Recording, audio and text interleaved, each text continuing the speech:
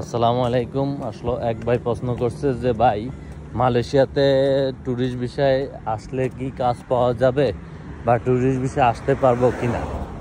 আসলে মালয়েশিয়াতে ভাই প্রথম উত্তর হচ্ছে ট্যুরিস্ট ভিসায় আপনি আসতে পারবেন কিনা। ট্যুরিস্ট ভিসায় আসতে পারবেন যদি আপনার প্রপার সেই ডকুমেন্ট সব কিছু থাকে, যদি আপনি ঠিকঠাক মতো ইমিগ্রেশন উত্তর দিতে পারেন, ঠিক আছে, তাহলে আসতে পারবেন।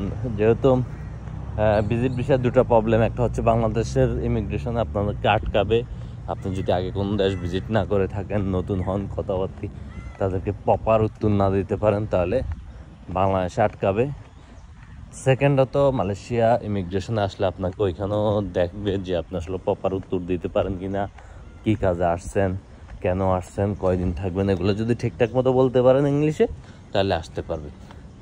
আর দ্বিতীয়ত হচ্ছে এসে কাজ পাবেন কিনা। আসলে অ্যাকচুয়ালি ভাই মালয়েশিয়াতে এখন আগের মতো কাজ কাম নাই, বহুত মানুষ ঘুরতেছে, অনেক মানুষ, ঠিক আছে। তবে এমনিতে কাজ কিন্তু হচ্ছে, এমনিতে কাজ হচ্ছে। যেহেতু আপনার ভিসা নাই, টুরিস্ট ভিসা আসবেন, সেহেতু আসলে এত রিস্ক নেওয়ার আমি আসলে কোনো দরকার মনে করি না। সো আসলে বিপদে পড়বেন। এখন কাজ কামের অবস্থা তেমন একটা ভালো না। এখন ভাই আসবেন কিনা সেটা সিদ্ধান্ত আপনার, সকল কিছু আপনার।